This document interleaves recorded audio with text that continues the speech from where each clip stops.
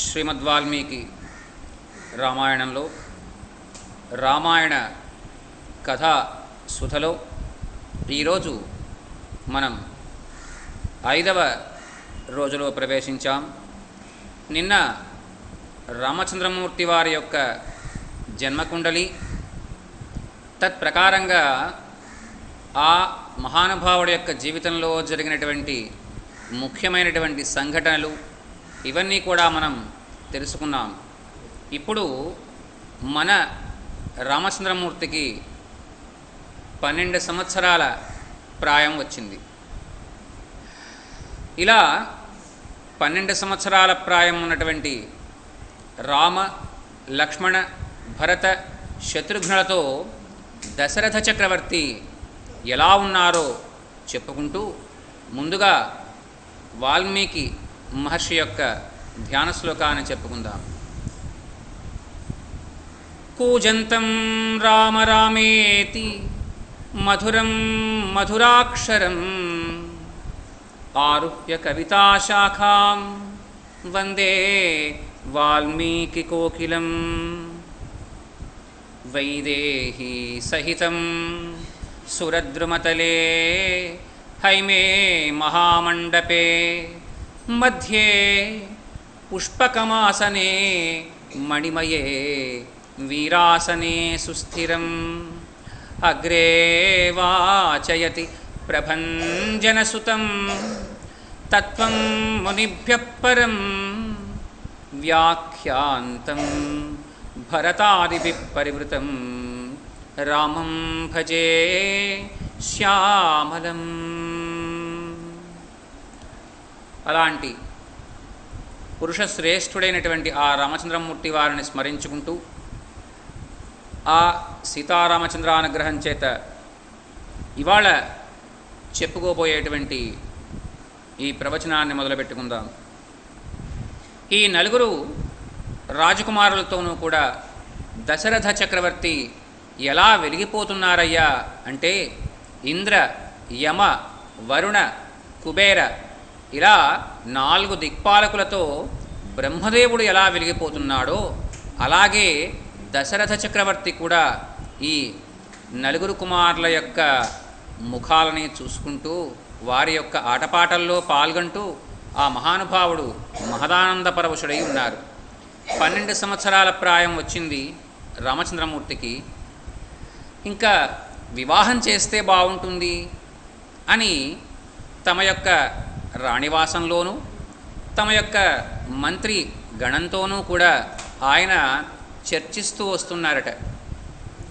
ఇలాంటి సమయంలో ఒక మహా తేజప్రభావం కలిగినటువంటి మహానుభావుడు ద్వారం దగ్గరికి వచ్చారు. కోటగోడ యొక్క ప్రాకారం ఎక్కడైతే ఉందో అక్కడికి వచ్చారు. వచ్చి అక్కడున్నటువంటి ద్వారపాలకులతో చెప్తున్నారు,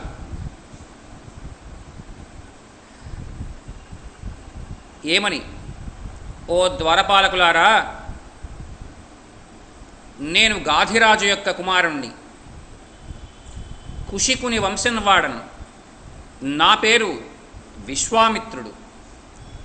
మీ రాజుకు నా రాకని తెలియపరచండి అన్నాడు. ఎప్పుడైతే ఆయన చిట్ట చివరి మాటలో తాను విశ్వామిత్రుణ్ణి అని చెప్పారో అక్కడ ఉన్నటువంటి ద్వారపాలకులకి అంతకుముందే వారి గురించి విని ఉన్నారు కాబట్టి వెంటనే రెండవ ఆలోచన లేకుండా తమ వెనకాలన్న వారికి కబురు పెట్టారు. వెంటనే మీరు మహారాజు యొక్క సముఖానికి వెళ్ళి ఈ మహాత్ముడు ఇక్కడ ఎదురు చూస్తున్నారన్న సంగతి తెలియచేయండి అంటే ఆ వెనకాల ద్వారపాలకుడు వెళ్ళి అంతఃపురంలో ఉన్నటువంటి దశరథ చక్రవర్తి వారి దగ్గరికి వెళ్ళారు. జయము జయము మహారాజా, శ్రీ విశ్వామిత్రుల వారు ద్వారం దగ్గర ఎదురు చూస్తున్నారు అనగానే ఒక్కసారిగా ఒక్క ఉదుటన లేచి నుంచున్నారు దశరథ చక్రవర్తి. వెంటనే తన యొక్క పురోహితులైనటి వశిష్ఠుల వారితోటి, వామదేవుల వారితోటి, సకల సామంతులతోటి కూడా ఛత్రచామరాది వాద్య పరికరాలతో సహా బయలుదేరి వారికి ఎదురు వెళ్ళారు. ఎదురు వెళ్ళి అక్కడి నుంచి వారిని దివ్యమైనటువంటి సంభారాలతో సహా తీసుకువచ్చారు.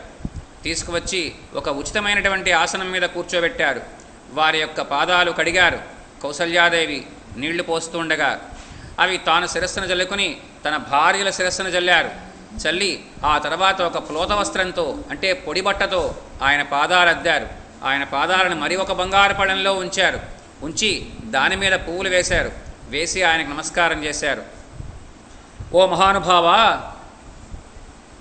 నీ రాక వల్ల నా రాజ్యమంతా కూడా సంతసిస్తోంది అని చెప్పారు. ఆ తర్వాత ఓ మహర్షి, అమృతం లభిస్తే ఎలా ఉంటుందో, అలాగే నీళ్లు లేని చోట వర్షం కురిస్తే ఎలా ఉంటుందో, సంతానం లేని వారికి తమ ధర్మపత్ని యందు సంతానం కలిగితే ఎంత ఆనందంగా ఉంటుందో, తమ కుమారుల యొక్క కుమార్తెల యొక్క వివాహాలు తాను వైభోగంగా చేస్తే ఎంతటి ఆనందం కలుగుతుందో అంతటి ఆనందం మీరు మా గృహాన్ని పావనం చేయడం వల్ల నాకు కలిగింది అన్నాడు ఆయన. ఓ ధర్మాత్మ, బ్రహ్మర్షి, మీరు ఇక్కడికి రావడం మా యొక్క పూర్వజన్మ సుకృతం. మీ అభీష్టమేంటి? ఎక్కడైనా ఎవరికైనా ఒక దానం చెయ్యాలి అని కనుక మనం భావించినట్లయితే అలాంటి దానం పొందగలిగినటువంటి అర్హులలో మీరు ముందు ఉంటారు. అంటే మీ తర్వాతే ఎవరికైనా సరే దాన స్వీకారం చేసేటువంటి అర్హత. చేస్తే మీలాంటి వారికి దానం చేయాలి అంటూ ఆ మహానుభావుణ్ణి స్తోత్ర పాఠాలతో ముంచెత్తారు దశరథ చక్రవర్తి. ఓ మహానుభావ, నా జన్మ సఫలమైందని భావిస్తాను, నా జీవితం చరితార్థమైందని భావిస్తాను. మీరు ఇంతకుముందు రాజర్షిగా ఉన్నారు, ఆ తర్వాత మీ యొక్క స్వశక్తి చేత బ్రహ్మర్షిగా వాసిగాంచారు. ఓ మహానుభావ, మీ యొక్క ఆగమనం నన్ను అబ్బురపరిచింది. మీ యొక్క శుభదర్శనం వల్ల నేను కృతార్థుణ్ణయ్యాను. మీరు ఏ కార్యనిమిత్తమై ఈ అయోధ్యా నగరానికి వేంచేశారో చెప్పినట్లయితే మీ యొక్క కార్యాన్ని నెరవేర్చడానికి నేను, నా సైన్యము, నా రాజ్యము కూడా మీ చరణకమలాల ముందు దోసిలి ఒగ్గి నిలబడ్డాను. ఓ మహానుభావ, మీరు ఏమి అడగదలుచుకున్నారో దాన్ని అడగండి, ఈ దశరథుడు నెరవేరుస్తాడు అని చెప్పాడు ఆయన. అలా దశరథ చక్రవర్తి మాట్లాడిన తర్వాత ఈ దశరథ మహారాజ్ చెప్పినటువంటి అత్యంత వినయపూర్వకమైనటువంటి మాటల వల్ల ఆనందం పొందారు బ్రహ్మర్షి అయినటువంటి విశ్వామిత్రుల వారు. ఓ దశరథ, నీవు నిజంగానే రాజలోకానికంతటికీ కూడా వనె తెచ్చేవాడవు. నీ యొక్క ఉదాత్తమైనటువంటి చరిత్ర జగద్విఖ్యాతం.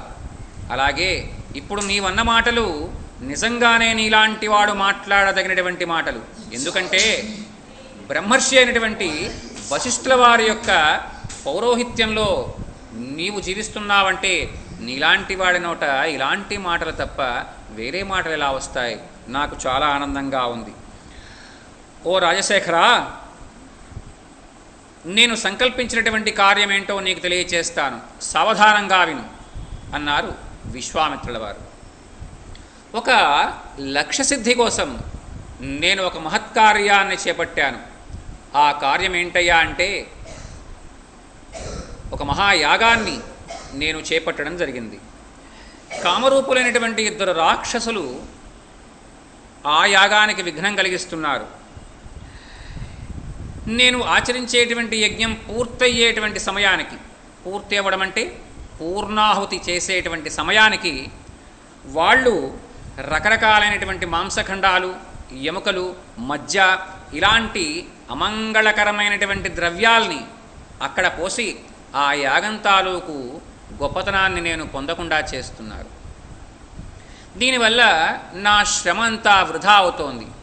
మరల దానిని శుభ్రం చేయిస్తున్నాను, మరల యజ్ఞదీక్ష తీసుకుంటున్నాను, మరల హోమాన్ని చేస్తున్నాను, మరల పూర్ణాహుతి సమయానికి మరల ఇదే క్రమంగా వారు తిరిగి మరల ఆ యాగాన్ని భగ్నం చేస్తున్నారు.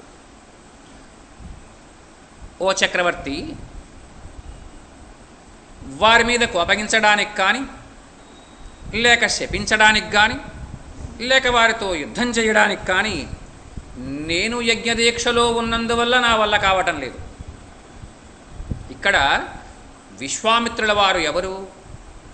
ఆయన స్వతహాగానే దశరథ చక్రవర్తి ఎంత గొప్పవాడో అంత గొప్ప మహారాజు. భూమండలాన్నంతటినీ కూడా స్వాధీనం చేసుకున్నటువంటి మహానుభావుడు ఒకానొక కాలంలో. ఆ తర్వాత తపస్సు చేశారు. ఆ తర్వాత బ్రహ్మర్షిగా వాసికెక్కారు. అలాంటి వారు శాపం ఇవ్వగలరు, యుద్ధం చేయగలరు, ఆ రాక్షసుల్ని మట్టు పెట్టగలిగినటువంటి సమర్థుడు. అయినా సరే ఆయన ఏమంటున్నారు, నేను యజ్ఞదీక్షలో ఉంటున్నాను కాబట్టి వారి మీద కోపగించుకోవడానికి కానీ శస్త్రాస్త్ర ప్రయోగం చేయడానికి కానీ నాకు ఏ రకమైనటువంటి స్థితి కుదరడం లేదు. అందువల్ల ఓ నరేంద్ర, సత్యపరాక్రముడు కాకపక్షధరుడు అయినటువంటి శూరుడు అయినటువంటి నీ కుమారులలో పెద్దవాడైనటువంటి ఆ రామచంద్రుణ్ణి నాతో పాటు పంపిస్తేవా నేను నా యజ్ఞాన్ని సుయజ్ఞం చేసుకుంటాను అన్నారు విశ్వామిత్రుల వారు. ఆ కుర్రవాడి యొక్క అండదండలతో నా యజ్ఞాన్ని నిర్విఘ్నంగా పరిసమాప్తం చేస్తాను. అందువల్ల నాతో పాటుగా వచ్చిన యజ్ఞాన్ని సంరక్షించడం వల్ల నీ రామచంద్రమూర్తికి పెక్కు విధాలైనటువంటి శ్రేయాలు కలుగుతాయి. అందువల్ల ఓ మహారాజా, నీ కుమారుణ్ణి నాతో పంపించమని అడగడమే నేను నిన్ను అడిగేటువంటి కోరిక అన్నారు. ఈ సమయంలో ఆ రామచంద్రమూర్తి యొక్క ఖ్యాతి ముల్లోకాలలోనూ వ్యాపిస్తుంది. ఎందుకంటే ఆయన ఎంతటి శస్త్రాస్త్ర కోవిదుడో, శస్త్రాస్త్ర కుశలుడో, ఎంతటి ధానుష్కుడో ఈ ప్రపంచమంతా కూడా గుర్తించడానికి తగినటువంటి సమయం ఇప్పుడు ఆసన్నమైంది. అందువల్ల ఓ మహారాజా, ఆ రాక్షసులు బలగర్వం చేత పెక్కు పాపకృత్యాలు చేసి ఉన్నారు. అందువల్ల వారికి చావు దగ్గర పడింది. ఆ చావు రామచంద్రమూర్తి చేతిలో రాసి పెట్టబడి ఉంది. అందువల్ల నీ రాముణ్ణి నాతో పాటు పంపడానికి నీవు అంగీకరించు అని అడిగారు. మరల ఇంకొక మాట, ఓ మహారాజా, పుత్రవాత్సల్యం కారణంగా నీ రామచంద్రమూర్తి యొక్క శక్తి సామర్థ్యాలను నీవు తక్కువగా అంచనా వేయకు. ఎవరికైనా ఏమనిపిస్తుందండి, అయ్యో ఆయన చిన్నపిల్లవాడే, అంత చిన్నపిల్లవాడిని ఈ మహానుభావుడైనటువంటి విశ్వామిత్రుల వారు ఎలా పంపించమని అడుగుతున్నారు అని భావించవచ్చు. అందువల్ల అలా భావిస్తారనే ఉద్దేశంతో ముందే చెప్తున్నారు విశ్వామిత్రుల వారు, ఓ మహారాజా, నీ కొడుకు యొక్క గొప్పతనం నీకు తెలియదు అని. రామస్య రాజశార్దూలః న పర్యాప్తౌ మహాత్మనః న చ పుత్రకృత స్నేహం కర్తుం అర్హసి పార్థివా. అహం తే ప్రతిజానామి హతౌ తౌ విద్ధి రాక్షసౌ. అహం వేద్మి మహాత్మానం రామం సత్యపరాక్రమం. వశిష్ఠోపి మహాతేజ ఏ చ మే తపసి స్థితాః. ఇంకా ఆ రాముడు సాటిలేని పరాక్రమం కలవాడన్న సంగతి నేను ఎరుగుదును. నేను ఒక్కడే ఎరుగుదును అని అనుకుంటావేమో, నీ యొక్క కులపురోహితుడైనటువంటి వశిష్ఠుల వారు కూడా ఆ రామచంద్రమూర్తి యొక్క గొప్పతనాన్ని ఎరుగుదుడు అని చెప్పారు. ఇక్కడ వాల్మీకి ఎంతటి గొప్పవాడో ఒక్కసారి మనం చెప్పుకుందాం. ఒక్కొక్క పదాన్ని, ఒక్కొక్క శ్లోకాన్ని, ఒక్కొక్క శ్లోకపదాన్ని కూడా ఆయన చాలా గొప్పగా రాశారు.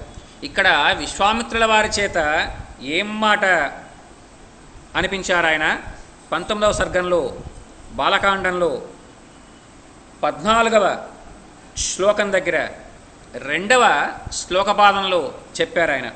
అహం వేద్మి, నాకు తెలుసు అని ఒక అర్థం. అహం అంటే నేను, వేద్మి అంటే తెలుసుకున్నాను అన్న విషయం. ఇక్కడ ఈ అహం అన్న మాట అహహ అన్న మాటకి 2వ పదం. అహస్సంవర్తకో వ్యాలహ అన్న మాట ఎక్కడ వస్తుందో చెప్తారా? విష్ణు సహస్రనామంలో వస్తుంది. అహహ అంటే విష్ణుమూర్తికి ఉన్నటువంటి అనంత కోటి నామాలలో ఒక నామం అహహ. అందువల్ల ఇక్కడ అహం వేద్మి అంటే ఆ నేను ఎవరో నాకు తెలుసు. ఇక్కడ నేను అంటే ఆయన, అహం అంటే ఆ పరమాత్మ గురించి చెప్తున్నారు ఈయన. ఆయన గురించి నాకు తెలుసు, అందువల్ల ఆయన సాక్షాన్నారాయణ స్వరూపమే అన్న సంగతి నాకు తెలుసయ్యా, నీకు తెలియకపోవచ్చు. ఎందుకని? మనం త్రిగుణాలకి లోబడి ఉంటాం. బ్రహ్మర్షులైన వారు త్రిగుణాలకి అతీతంగా ఉంటారు. అందువల్ల వశిష్ఠుల వారు కానీ విశ్వామిత్రుల వారు కానీ అక్కడ నడయాడుతూ ఉన్నటువంటి ఆ నీలమేఘశ్యాముడు సాక్షాత్తు ఆ శ్రీమన్నారాయణమూర్తి వారి యొక్క అర్ధాంశం అన్న సంగతి వారికి తెలుసు. కానీ పుత్రవాత్సల్యం అనేటువంటి మాయచేత కప్పబడినటువంటి ఈ దశరథుల వారికి మాత్రం ఈయన తన యొక్క గారాల పట్టి ఇంచక్కా బంగారు కొండ, చిన్న కుర్రవాడు, 12 ఏళ్ల ప్రాయం వాడు అని ఆయన భావిస్తున్నారు. అందువల్ల ఓ మహారాజా, ఈ లోకంలో స్థిరమైనటువంటి కీర్తి, ప్రతిష్ట, ధర్మవృద్ధి నీవు గనక కోరుకున్నట్లయితే నీ రాముణ్ణి నాతో పాటు పంపించు అన్నాడు ఆ మహానుభావుడు. పైగా ఓ చక్రవర్తి, నేను రాముణ్ణి పంపమనడం, నీవు పంపడం ఇది నేను కోరుకోవటం లేదు. నీ రాముణ్ణి పంపడానికి నాతో మీ వశిష్ఠుల వారు, అలాగే వామదేవుల వారు, జాబాలి, కశ్యపుడు, అలాగే నీ యొక్క అష్టప్రధాన మంత్రిమండలి ఏదైతే ఉందో వారందరితోనూ చర్చించి వారు ఒప్పుకున్న తర్వాత మాత్రమే నాతో పంపించు అని కూడా చెప్పాడు ఆ మహానుభావుడు.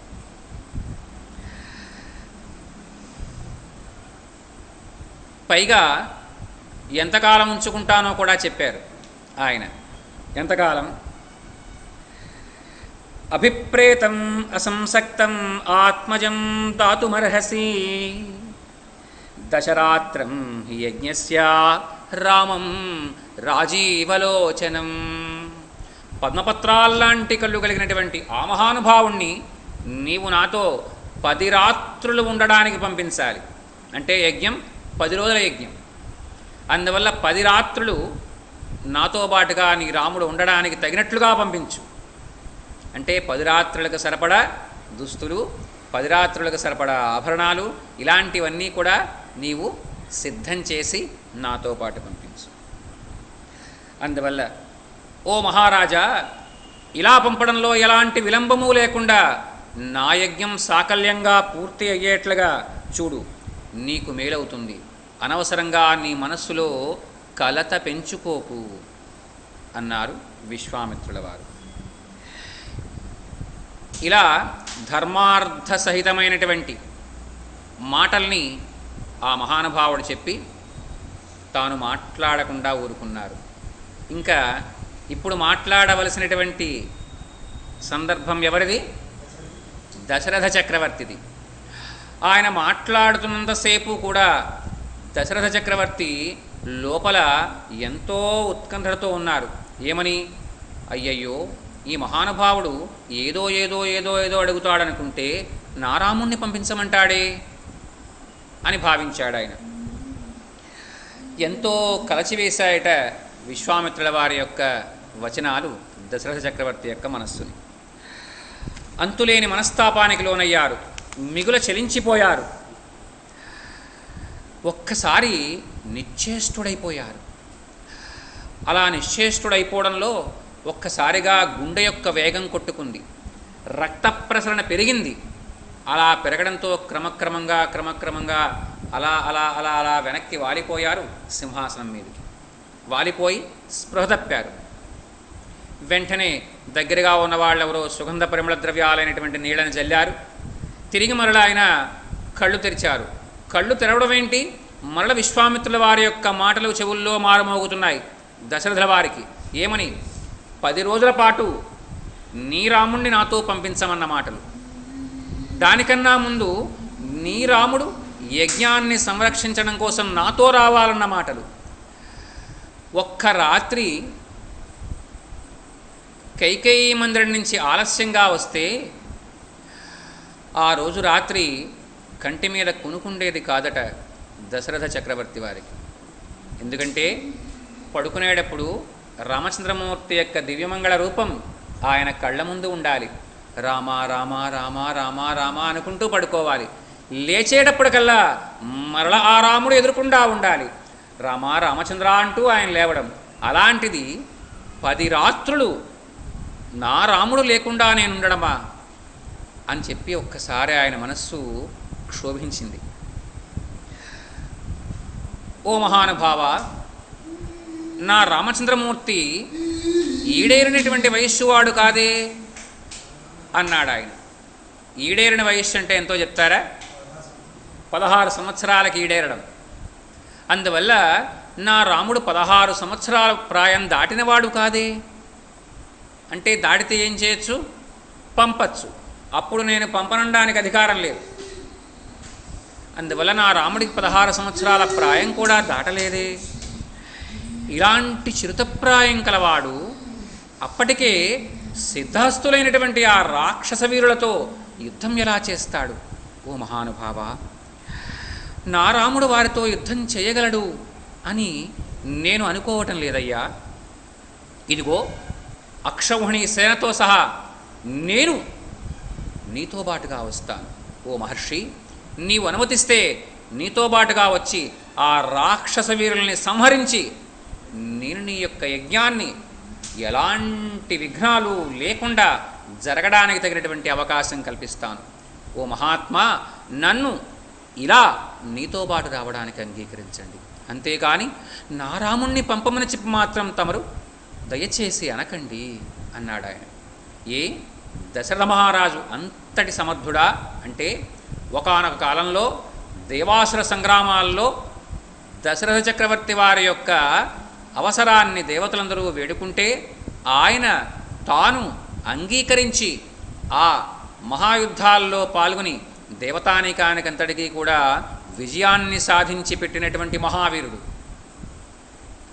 అలాంటి మహావీరుడు తానే స్వయంగా వస్తాను అంటే అటుపక్క రాక్షసులు ఎవరూ కూడా కనీసం వచ్చేవాడు దశరథుడు అన్న సంగతి తెలిస్తే వాళ్ళు ముందే పారిపోతారు. అందువల్ల నేను నా అక్షౌహిణీ సైన్యంతో మీ వెనకాల నడుస్తాను. దయచేసి నన్ను అనుమతించండి. ఓ మహానుభావ, ఈ నా భటులందరూ కూడా మహావీరులు, మహాశూరులు, మొక్కవోని పరాక్రమంతో ఎలాంటి వారినైనా సరే చీల్చి చెండాడగలిగినటువంటి నిపుణులు. అందువల్ల ఓ మునివర్య, దయ ఉంచి నా రాముణ్ణి కాక నన్ను రావడానికి అంగీకరించండి అన్నాడు. నేను ధనుర్మాణాలు చేతబట్టి మీ యొక్క యాగ సంరక్షణం చేస్తాను. నేను ధనస్సు పూనితే అప్రతిహతంగా బాణాలు విడవగలను అన్న సంగతి మీరు కూడా తెలుసున్నవారే కదా. అందువల్ల ఓ బ్రహ్మర్షి, నేను రావడానికి అంగీకరించండి. నా రాముణ్ణి మాత్రం మీరు దయచేసి పంపమని అడగకండి అన్నాడు. రాముడు పసివాడయ్యా, ఇంకా ధనుర్విద్య సగం సగం నేర్చుకుంటున్నాడు ఆ కుర్రవాడు. అందువల్ల ధనుర్విద్యలో సాంగోపాంగంగా నేర్పరి కాదు.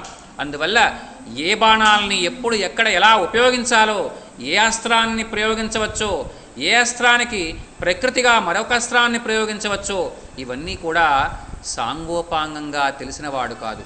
ఇప్పుడు ఎదుటివారు ఒక అస్త్రం వేశారనుకోండి, ఆగ్నేయాస్త్రం వేస్తే ఇటుపక్క వాళ్ళు ఏ అస్త్రం వెయ్యాలి? వారుణాస్త్రం వెయ్యాలి. ఇలాంటి విషయాలన్నీ కూడా అస్త్రానికి ప్రతి అస్త్రంగా దేన్ని వెయ్యాలి, దేన్ని వెయ్యకూడదు, ఏ అస్త్రాన్ని ఎలాంటి చోట ఉపయోగించాలి, ఇలాంటివన్నీ కూడా ఇంకా నేర్చుకోవడంలో సగంలోనే ఉన్నాడు నా రాముడు. అందువల్ల ఓ మహానుభావ, ఇలా సగం తెలిసి సగం తెలియని వయసులో ఉన్నటువంటి నా రాముణ్ణి మీరు మీతో పంపమని అడగండి అని చెప్పి ప్రాధేయపడుతున్నాడు ఆయన. అందువల్ల ఓ బ్రహ్మర్షి, ఇంతకీ ఆ రాక్షసులు ఎవరు మీ యజ్ఞాన్ని పాడు చేస్తున్నవారు అని అడిగాడు. అప్పుడు విశ్వామిత్రుల వారు చెప్పారు, వారు తాటకి యొక్క కుమారుడు మారీచుడు, శుబాహుడు అని చెప్పేప్పటికల్లా దశరథ మహారాజుకి చేతులు కాళ్ళు కూడా వణకడం మొదలెట్టాయి. ఓ మహానుభావ, వారు సామాన్యుల జగజ్జేత అయినటువంటి ఆ రావణ బ్రహ్మ యొక్క ప్రధాన అనుచరగణంలో ఒకరు కదా వీళ్ళు. ఆ తాటకియే 10,000 ఏనుగుల బలం కలిగినటువంటిది. ఇంకా మలద కరుష దేశాలు రెండూ కూడా ఆ తాటకి యొక్క పదగట్టనలకి అణిగిపోయాయి కదా. ఎన్నో లక్షల వేల మందిని ఆ తాటకి సంహరించింది, భక్షించిందని విన్నాం. వీళ్ల పేర్లు కూడా నేను విన్నాను. వీళ్ళు ఎవరూ కూడా సామాన్యమైనటువంటి రాక్షసులు కారు, మహావీరులు, మహాశూరులు. అలాంటి వారు మీకు విఘ్నం కలగజేస్తుంటే నా రాముళ్లాంటి ఈ ముక్కు పచ్చలారనేటువంటి పిల్లవాడు మీతో పాటు వచ్చి అక్కడ ఏం చేస్తాడు? అందువల్ల నా రాముణ్ణి కోరకండి, నేను వస్తాను కావాలంటే అని ప్రాధేయపడ్డాడు ఆ మహారాజు. ఓ మహానుభావ, మీకు తెలుసు 60,000 సంవత్సరాల పాటు నేను సంతానం కోసం ఎదురు చూశాను అని. నా యొక్క ఉపవాస దీక్షా ఫలితాల చేత, అశ్వమేధయాగాల యొక్క ఫలితం చేత, పుత్రకామేష్టి యాగం చేత లేక లేక లేక లేక లేక లేక నాకు కలిగినటువంటి ఈ మహానుభావుణ్ణి దయచేసి మాతో ఉండనివ్వండి. అలాంటి దుర్భరమైనటువంటి దుష్కరమైనటువంటి ప్రదేశాలకి ఆ పిల్లవాడిని పంపించి అక్కడ పడేటువంటి క్లేశాలని తలుచుకుంటేనే నాకు ఒళ్ళు జలధరిస్తోంది. అందువల్ల ఓ మహానుభావ, నా రాముణ్ణి కాక నన్ను రావడానికి అంగీకరించండి అన్నాడు ఆయన. ఇలా విశ్వామిత్ర మహామునితో దశరథుల వారు అనేక రకాలుగా ప్రాధేయపడుతున్నారు. కళ్ళమ్మట నీళ్లు పెట్టుకుంటున్నారు, దోసిలి ఒగ్గారు. అంతటి ముదిమి వయస్సులో కూడా వంచినటువంటి నడాన్ని, అలా పట్టినటువంటి దోశలు విప్పలేదు, నడని నిటారుగా పెట్టలేదు ఆ విశ్వామిత్రుల వారి ముందు. ఎందుకంటే ఎక్కడ తాను నుంచునే మాట అయితే ఎక్కడ కోపం వచ్చి ఆయన వెళ్ళిపోతాడో అని భయం. ఆయనకు కోపం వస్తే శపిస్తాడు, శపిస్తే తాను తన సంతానము కూడా నశిస్తారు, తన రాజ్యం నశిస్తుంది. అందువల్ల ఆయనకు కోపం రాకూడదు, తన మాట ఆయన వినేట్లా చెయ్యాలి. అందుకని ఎంతో వినయంగా ఎంతో విధేయతతో ఆయన్ని ప్రాధేయపడుతున్నాడు. ఓ మహానుభావ, ఇంకా ఈ మారీచ సుబాహుల గురించి మీరు చెప్పారు కదా, వీరందరికీ కూడా మహారాజుగా పౌలస్య బ్రహ్మ యొక్క మనుమడైనటువంటి రావణ బ్రహ్మ ఉన్నాడు. ఈ రావణాసురుని దేవదానవ ప్రముఖుల్లో ఎవరూ కూడా ఇప్పటిదాకా నిర్జించినటువంటి మాట నేను వినలేదు అని చెప్తూ, ఇంకా యజ్ఞానికి విఘ్నం కలిగిస్తున్నటువంటి ఆ మారీచ సుబాహులు సుందోపసుందుల యొక్క కుమారులన్న సంగతి మీకు తెలుసు, నాకు తెలుసు, మా వశిష్ఠుల వారికి కూడా తెలుసు.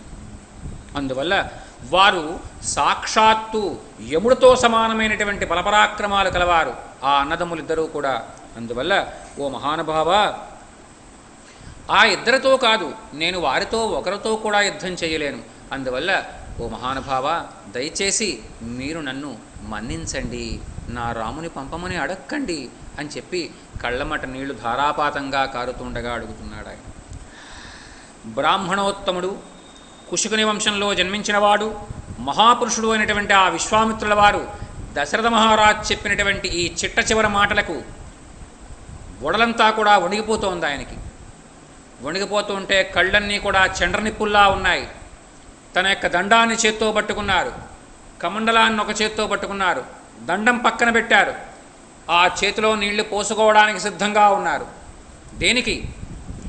ఆడిన మాట తప్పుతున్నాడు. ముందు ఏమని చెప్పాడు దశరథుడు?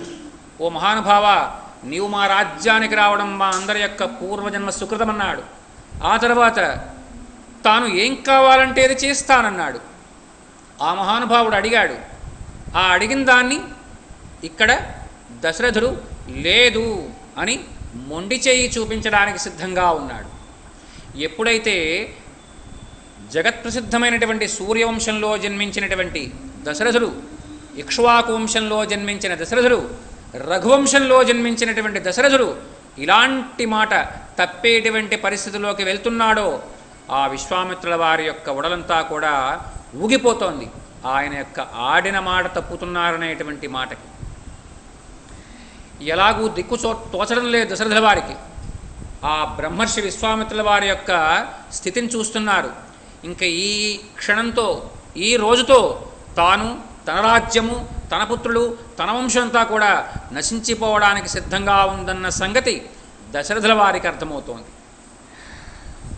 ఓ రాజా, నా మాట, నేను అడిగిన మాట నెరవేరుస్తానని చెప్పి మాట ఇచ్చావు కదా, ఇప్పుడు ఆ మాట తప్పడానికి సిద్ధపడుతున్నావా నువ్వు? ఇలా ప్రతిజ్ఞాభంగాన్ని ఒడిగట్టడం దాశరథులకు, రఘువంశీయులకు ఇది పాడి కాదు. ఇలా చెయ్యడం నీ వంశానికే కళంకప్రాయమైనటువంటిది. ఓ దశరథ, నీవు గనక ఆడిన మాట నేను తప్పాను అని నీ ఒప్పుకుంటే నేను వచ్చిన వాడను రిక్తహస్తాలతో అంటే అడిగినటువంటి మాట నెరవేర్చలేకపోయాననేటువంటి నీ యొక్క మాట నాకు చెప్పినట్లయితే నేను వచ్చిన పని వృధాగా భావించి వృధాప్రయాసగా ఇక్కడి నుంచి నేను తిరిగి వెనక్కి వెళ్తా. సరే ఓ దశరథ, నీవు నీ ముద్దుల కుమారులతో, నీ మహారాణులతో, నీ రాణులతో, నీ మంత్రి సామంత దండనాథాది సకల రాజ ప్రజానీకాలతో సహా సుఖంగా ఉండు, నేను వెళ్తున్నాను అని ఆయన పీఠం మించి లేచి నుంచున్నాడు. పై ప్రాణాలు పైన పోయాయేంటి, పోతున్నాయి దశరథుల వారికి. సృష్టికి ప్రతిష్ఠిష్ట చేయగలిగినటువంటి ఆ విశ్వామిత్రుల వారు ఎప్పుడైతే అంతటి రౌద్రంతో మాట్లాడారో ఆ చుట్టుపక్కల ఉన్నటువంటి వాతావరణంలో తేడా వచ్చింది. ఆకాశంలో పెడపరారావాలతో మెరుపులు మెరుస్తున్నాయి, ఉరుములు ఉరుముతున్నాయి. దాంతో వశిష్ఠ మహామునికి విషయం అర్థమైపోతోంది. ఏమని? దశరథుల వారు పుత్రవ్యామోహంలో పడి తాను ఆడిన మాట తప్పుతున్నాడన్న సంగతి. ఆయన ఆడిన మాట తప్పుతున్నానని కూడా అనుకోలేదు దశరథుడు. పుత్రవ్యామోహం మనల్ని అంతగా కట్టిపడేస్తుంది. లేకపోతే కొడుకులు చేసినటువంటి లక్షలు వేల తాలూకు అప్పుల్ని మనందరం వీడి దగ్గర వాడి దగ్గర తలతా కట్టబెట్టి ఎందుకు కడతామండి? ఈ పుత్రవ్యామోహం వల్లే కడతాం. అలాంటి పుత్రవ్యామోహానికి లోనైపోయినటువంటి ఆ దశరథ చక్రవర్తిని చూసి వశిష్ఠుల వారికి ఎలాగైనా సరే ఈ దశరథుణ్ణి ఒప్పించాలి అనిపించింది. నిష్ఠాగరిష్ఠుడు, ధీరుడు, మహానుభావుడు అయినటువంటి వశిష్ఠ మహాముని జగత్తంతా కూడా ప్రళయానికి లోను కానుంది అన్న సంగతిని గ్రహించారు. గ్రహించి, ఓ రాజా, నీవు ఏ వంశంలో పుట్టావో మర్చిపోయావా? జగత్ప్రసిద్ధిగాంచినటువంటి ఇక్ష్వాకువంశంలో పుట్టావు, అలాగే రఘువంశంలో పుట్టావు. మహానుభావులైన వారందరూ కూడా నీ తాత ముత్తాతలుగా వాసికెక్కి ఉన్నారు. ఇంకా సత్యవ్రతం పాలించేవాడవి, సర్వ శుభలక్షణాలు కూడా కలిగినటువంటి వాడివి. అందువల్ల లోకంలో దశరథుని అంత ధర్మాత్ముడు లేడు అని వాసికెక్కావు కదా. అలాంటి వాడవు ఇప్పుడు ఆడి తప్పుతావా? అందువల్ల అధర్మానికి పాల్పడవద్దు ఓ దశరథ, అధర్మానికి పాల్పడవద్దు. ఓ రఘువంశోద్భవ, మీ కోరిక నెరవేరుస్తాను అని కదా ఆయనకి నీవు మాట ఇచ్చావు. మరి అలాంటి మాటను ఎలా తప్పుదామనుకున్నావు? ఆడిన మాట తప్పడానికి అవకాశం లేక నీ పూర్వీకుడైనటువంటి హరిశ్చంద్రుల వారు తన కొడుకుని, తన భార్యని, తన రాజ్యాన్ని కూడా వదులుకోలేదా? అది కూడా ఎవరి దగ్గర? ఈ విశ్వామిత్రుల వారి దగ్గరే. ఈ విశ్వామిత్రుల వారి చేతనే హరిశ్చంద్రుడు అంతటి సత్యవాక్ పరిపాలకుడు మరొకడు లేడు అని ఈయనే స్వయంగా ఒప్పుకున్నారే. అలాంటి వారి వంశంలో పుట్టావే, నీ పూర్వీకుడైనటువంటి హరిశ్చంద్రుల వారిని తలుచుకో. ఆడిన మాట నిలుపుకోవడం కోసం ఎంతటి ప్రయాసపడ్డాడో మహానుభావుడు. అలాంటి వంశంలో పుట్టిన నీవు ఇప్పుడు ఆయనకి ఇస్తానన్నటువంటి మాట తప్పుతావా అని చెప్పారు. అని చెప్పి, ఓ మహానుభావ, మాట నిలబెట్టుకోవడం అంటే ఏంటో చెప్పమంటావా? 100 అశ్వమేధయాగాలు చేసినటువంటి ఫలితం ఒక్కసారి ఆడిన మాట నిలబెట్టుకుంటే వస్తుంది. అలాగే బావులు, చెరువులు త్రవ్వించడం, ఇలాంటి మహత్తరమైనటువంటి ధర్మకార్యాలు చేస్తే ఎంతటి ఫలితమో ఒక్కసారి ఆడిన మాట నిలబెట్టుకుంటే అంతటి ఫలితం. అందువల్ల విశ్వామిత్ర మహర్షి వెంట నీ రాముణ్ణి పంపించు. ఎవరనుకుంటున్నావు విశ్వామిత్రుడంటే? సామాన్యుడు కాదు, సకల శస్త్రాస్త్రాలు కూడా సాంగోపాంగంగా తెలిసినవాడు. అందువల్ల రాముడు విశ్వామిత్ర మహర్షి యొక్క యాగాన్ని రక్షిస్తానికి వెళ్తున్నాడన్న ఉద్దేశ్యం వదిలిపెట్టు. ఆ మహర్షి యొక్క రక్షణలో నీ రాముడుంటాడన్న సంగతి గుర్తుపెట్టుకో అని చెప్పి అన్నారు.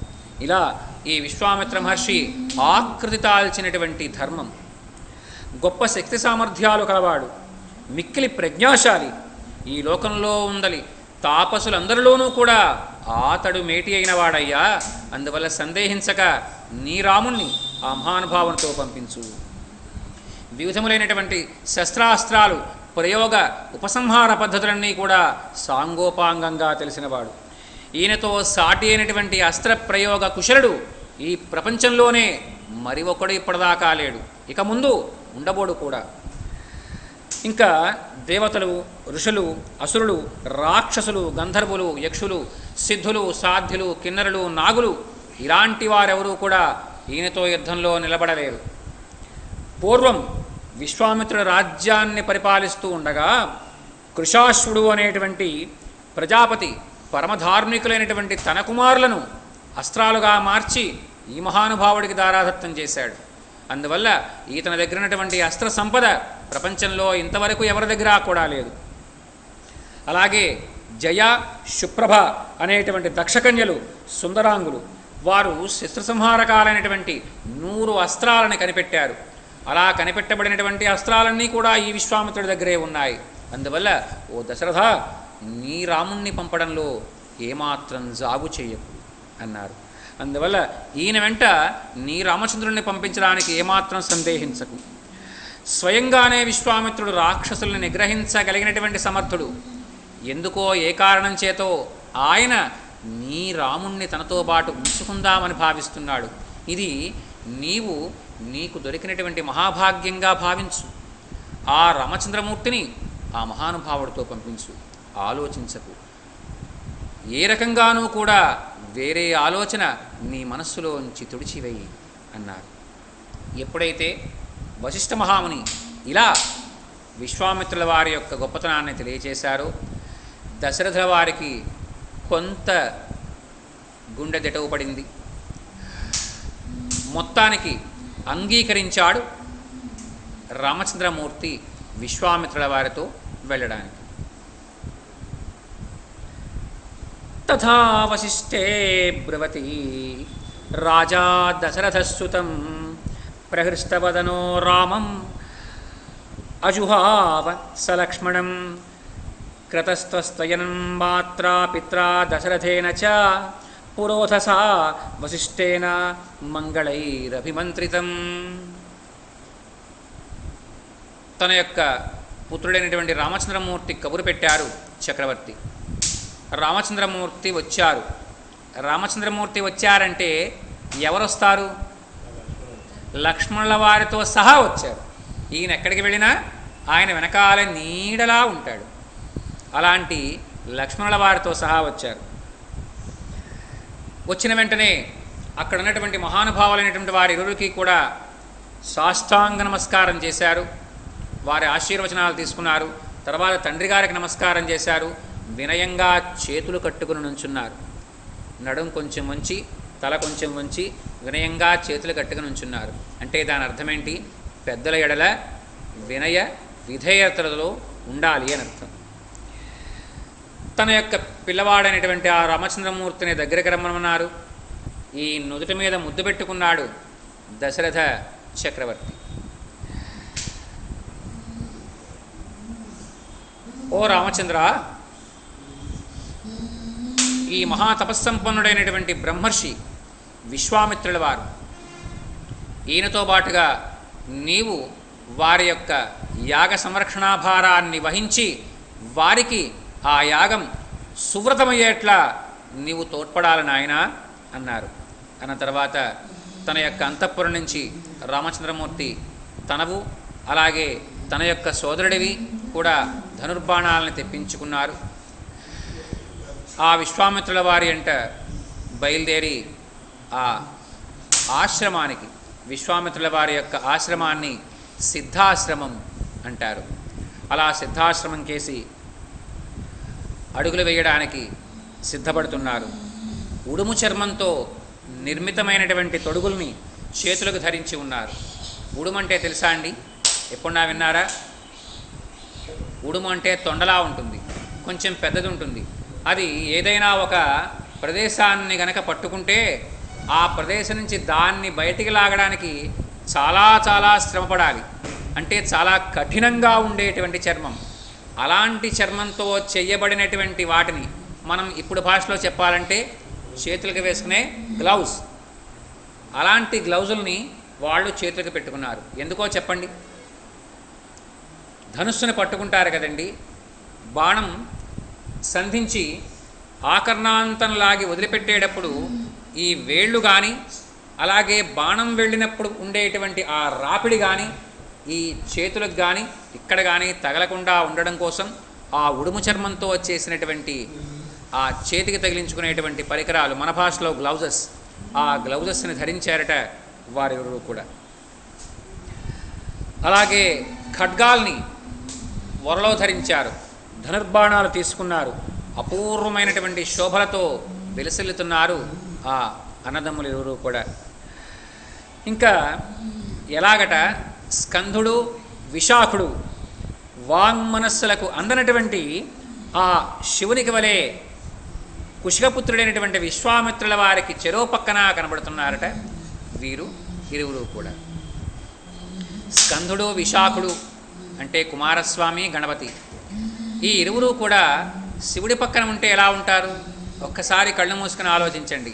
అలాగా ఈ మహానుభావుడి యొక్క పక్కన ఆ రామలక్ష్మణులిద్దరూ కూడా దేదీప్యమానంగా వెలిగిపోతున్నారట. అధ్యర్థయోజనం గత్వా సరవ్యో దక్షిణే తటే స్థాణుం దేవమివాచింత్యం కుమారావివ పావకీ రామేతి మధురం వాణీం విశ్వామిత్రోభ్యభాషత. సరయూ నదీ తీర దక్షిణ ప్రాంతానికి ఒక అర్ధయోజనం వెళ్ళారు. అర్ధయోజనం అంటే 4 మైళ్ళు వెళ్ళారు. అలా వెళ్ళిన తర్వాత గృహాణా వత్సా సలిలం మాభూత్ కాలస్య పర్యయః మంత్రగ్రామం గృహాణత్వం బలాం అతిబలాం తథా. నాయన ఒక్కసారి నీవు బయలుదేరి ఈ శరయూ నదీ తీరంలో ఒక్కసారి చేతులు కాళ్ళు కడుక్కొని నీరు పుక్కిలించి ఆచమనం చేసిరా నాయన అన్నారు ఆ విశ్వామిత్రుల వారు. తండ్రి ఏమని చెప్పారు? నాయన ఈ విశ్వామిత్రుల వారి యొక్క ఏ మాటనైనా సరే నీవు పాటించు అన్నాడు ఆయన వెళ్ళేటప్పుడు. ఆయన ఏం చెప్తే ఆ పని చెయ్యి అన్నారు. ఇలా విశ్వామిత్రుల వారి యొక్క మాట పాటించాలి కాబట్టి రెండవ మాట లేకుండా ఆయన వెళ్ళి కాళ్ళు చేతులు ముఖ ప్రక్షాళన చేసుకుని ఆచమనం చేయమంటే ఆచమనం చేశారు. అలా ఆచమనం చేసి వచ్చిన తర్వాత బల అతిబల, మళ్ళీ ఇంకోసారి చెప్తాను, బల అతిబల అనేటువంటి 2 దివ్యమైనటువంటి శక్తుల్ని రాముల వారికి ధారాదత్తం చేశారు. సాంగోపాంగంగా న్యాసపూర్వకంగా ఆ మంత్రాలని రామచంద్రమూర్తికి చెప్పారు. ఇక్కడ నేను ఇప్పుడు మాట్లాడిన మాటల్లో ఏమని చెప్పాను? రామచంద్రమూర్తికి బల అతిబల అనేటువంటి మంత్రాలని ఇచ్చారు.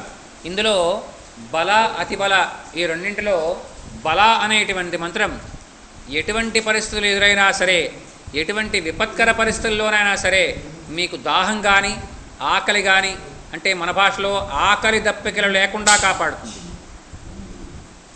అలాగే అతిబల అనేటువంటి మంత్రం మన యొక్క శారీరకమైనటువంటి దార్ఢ్యాన్ని మానసిక దార్ఢ్యాన్ని కూడా ఎలాంటి పరిస్థితుల్లోనూ కూడా తగ్గిపోవడానికి వీలు లేకుండా కాపాడుతుంది. అలాంటి రెండింటినీ కూడా రామచంద్రమూర్తి వారికి ఇచ్చారు. మీరు ఇప్పటికి కూడా అడగరు, అలా కామ్గా వింటూ ఉంటారు. ఏంటో చెప్పండి. మళ్ళీ ఇంకోసారి చెప్తున్నాను, రామచంద్రమూర్తి వారికి బల అతిబల అనేటువంటి విద్యల్ని ఉపదేశించారు విశ్వామిత్రుల వారు. తర్వాత ఇలా ఉపదేశించిన తర్వాత ఈ మంత్రప్రభావం వల్ల నీకు అలసట కానీ అలాగే ఆకలి కానీ దప్పిక కానీ ఉండదు నాయనా అని చెప్పారు. అలాగే నీవు నిద్రిస్తూ ఉన్నప్పుడు ఏమరపాటుగా ఉన్నప్పుడు కానీ ఎలాంటి రాక్షసులు కానీ ఎలాంటి భూతప్రేత పిశాచాదులు కానీ శాకిని ఢాకిని ఇత్యాది దుష్టగ్రహాల యొక్క బాధ కానీ నీ మీద ఉండదు అని కూడా చెప్పారు.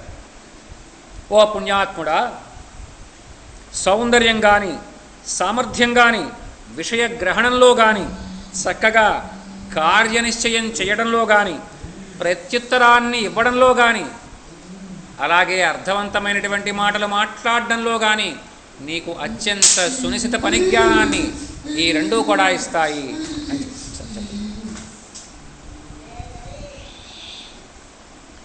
ఇలాంటి మహామంత్రాలని సమస్త జ్ఞానాన్ని కూడా ఇవి మాతృకల్లాంటివయ్యా. ఈ 2 విద్యలు లభించినట్లయితే నీకు ఈ ప్రపంచంలో ఎదురు ఉండదు అని ఆశీర్వదించారు.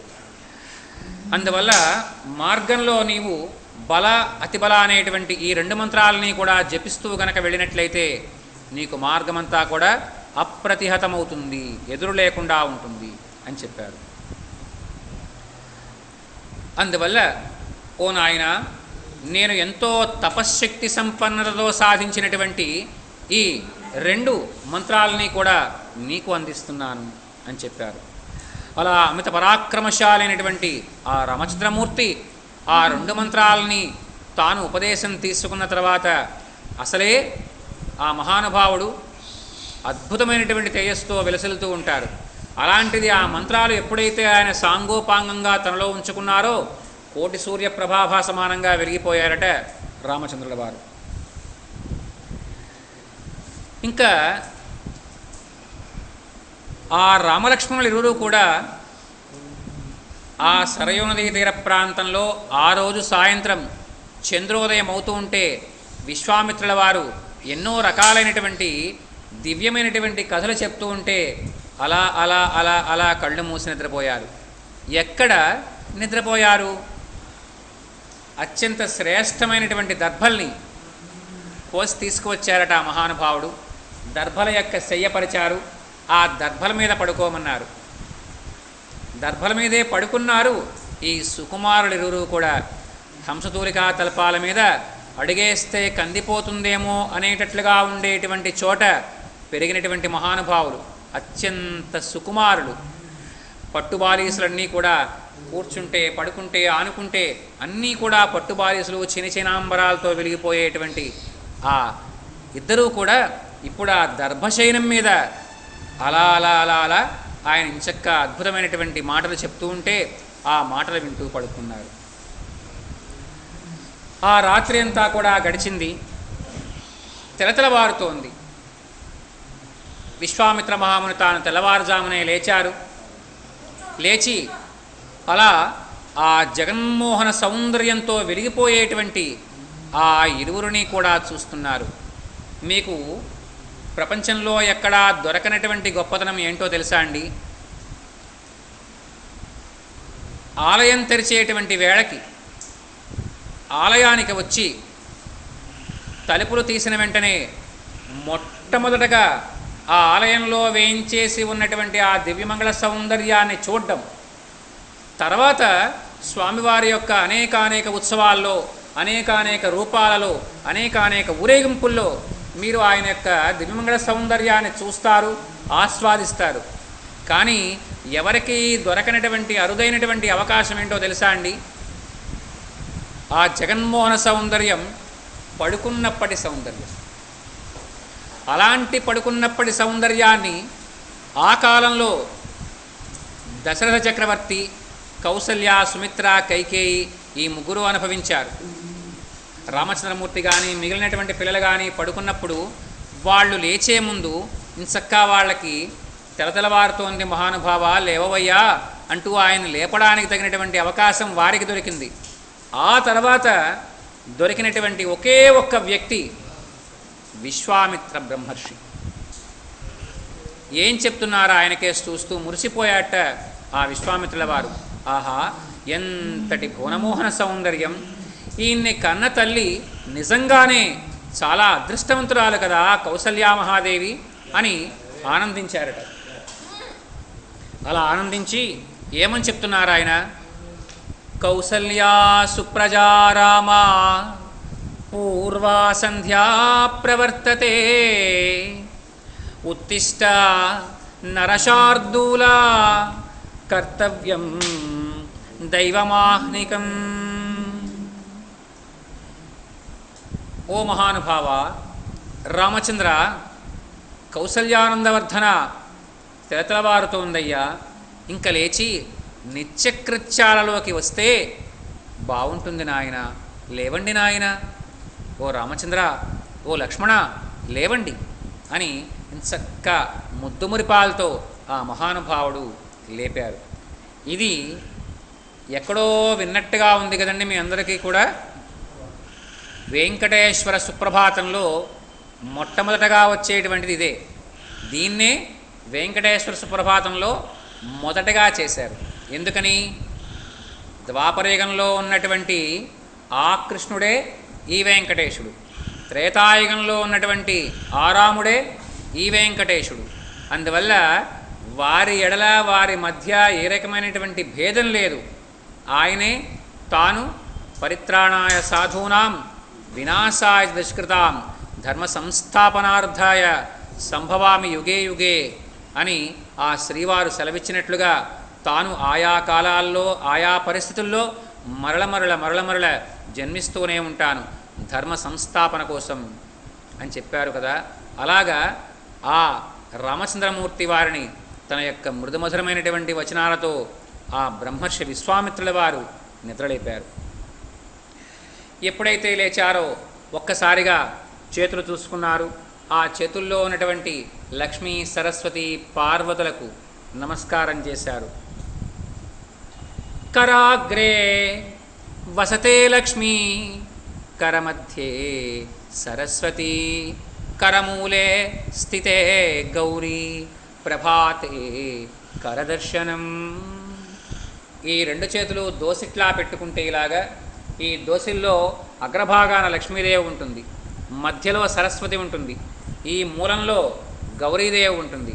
ఆ ముగ్గురిని కూడా చూసుకుంటూ ఒక్కసారి వారికి మన యొక్క శిరస్సుని వారి యొక్క పాదాల దగ్గర ఉంచి నమస్కారం చేయడం ధర్మం. అలాగే మరి ఒక మాట ఈ సందర్భంలో చెప్తాను. మంచం మీద పడుకుని ఉంటాం, తర్వాత ఏం చేస్తాం? దిగేటప్పుడు కాళ్ళు నేల కానకుండా దిగుతామా? దిగమా? నేలకు ఆనుస్తూనే దిగాలి, వేరే దారి లేదు. మనం బలులం కాదు కాబట్టి పాక్కుంటూ వెళ్ళడానికి కుదరదు, నేల మీదే ఆంచాలి. మరి నేల మీద ఆంచేటప్పుడు మరి ఆవిడ్ని క్షమాపణ అడగాలి కదా. మరి ఆవిడ్ని ఎలా అడుగుతాం? సముద్రవసనే దేవి పర్వతస్తనమండలే విష్ణుపత్ని నమస్తుభ్యం పాదస్పర్శాం క్షమస్వమే. ఈ సముద్రాలన్నీ కూడా నీవు కట్టుకున్నటువంటి బట్టలు, పర్వతాలన్నీ కూడా నీ సమున్నతమైనటువంటి వక్షోజాలు. అలాంటి ఓ మహాదేవి, ఓ విష్ణుపత్ని, ఓ ధర, ఓ పృథివీ, నీ మీద పాదాలు ఆనుస్తున్నాను, అందువల్ల నన్ను మన్నించమ్మా అని ఆవిడ్ని మనం ప్రార్థనాపూర్వక నమస్కారం చేసిన తర్వాత పాదం కింద పెట్టారు. ఇలా ఎంతమంది చేస్తారు? అసలు ఈ ఆలోచనే మన బతుకులకు ఉండదు. అంటే మనం చేసేటువంటి ప్రతి పనిలోనూ కూడా ఇలాంటి సంస్కారం గనక మనం పాటిస్తే మనం మన పిల్లలకి చెప్పడానికి ఉంటుంది. ఇవన్నీ కూడా ధర్మాలు, ఆద్యతనమైనటువంటి ధర్మాలు. సరే, ఇలా లేచారు, సరయూ నదిలో స్నానం చేశారు. అప్పటికే వాళ్ళు ఉపవీతులు కాబట్టి, వడుగు అయింది కాబట్టి నిత్యకృత్యాలైనటువంటి సంధ్యావందనాలు చేశారు. సరయూ నదిలో నీళ్లు తీసుకున్నారు, సూర్యభగవానుల వారికి అర్ఘ్యమిచ్చారు. మిత్రశర్చర్షణీ ధృతస్రవో దేవస్య సానసింహం అనుకుంటూ ఆ మహానుభావుడికి అర్ఘ్యాలు ఇచ్చారు. ఆ అర్ఘ్యాలు ఇచ్చిన తర్వాత విశ్వామిత్రుల వారి యొక్క పాదాలంటి నమస్కారం చేశారు. నమస్కారం చేసిన తర్వాత ఆయన ముందు ప్రయాణానికి సన్నద్ధులై నిలబడి ఉన్నారు. ముందుగా విశ్వామిత్రుల వారు నడుస్తున్నారు, వెనకాలే జ్వలించేటువంటి శిఖల్లా ఉన్నటువంటి రామలక్ష్మణులు ఇరువురు కూడా నడుస్తున్నారు. అలా పరమ పవిత్రమైనటువంటి ఆ సరయూ తీరంలో పురోగమిస్తూ ఆ ముగ్గురు కూడా దివ్యమైనటువంటి గంగానదిలో ఆ సరయూ నది ఎక్కడ కలుస్తోందో ఆ గంగా సరయూ సంగమ ప్రదేశానికి చేరుకున్నారు. ఆ నదీ తీరంలో ఉన్నటువంటి ప్రదేశంలో ఒక దివ్యమైనటువంటి బృహత్తరమైనటువంటి మహత్తరమైనటువంటి ఆశ్రమం కనిపించింది. ఈ కుర్రవాళ్ళిద్దరూ కూడా ఆశ్రమం కేసి చూశారు. తర్వాత వెంటనే గురువుగారి కేసి తిరిగారు. గురువుగారు, ఈ ఆశ్రమం ఎవరిది? ఈ ఆశ్రమం యొక్క గొప్పతనం ఏంటి? ఈ విషయాలన్నీ కూడా తెలుసుకోవడానికి మిక్కిలి కుతూహలంగా ఉంది మాకు. ఈ ఆశ్రమం గురించిన విషయాలు మేము తెలుసుకోగలిగినవైతే మీరు దయ ఉంచి మాకు తెలియచేయండి అన్నారు. అలా అడిగినటువంటి రామచంద్రమూర్తితో విశ్వామిత్రుల వారు ఏమంటారో రేపటి రోజున తెలుసుకుందాం. హరి ఓం తత్సత్. యస్య స్మృత్యాచనామోక్త్యా తపోహోమక్రియాదిషు న్యూనం సంపూర్ణతాం యాతి సద్యో వందేత్ తమచ్యుతం. మంగళం కోసలేంద్రాయ మహనీయాయ గుణాత్మనే చక్రవర్తితనూజాయ సార్వభౌమాయ మంగళం. వేదవేదాంతవేద్యాయ మేఘశ్యామలమూర్తయే పుంసాం మోహనరూపాయ పుణ్యశ్లోకాయ మంగళం. హరి ఓం తత్సత్.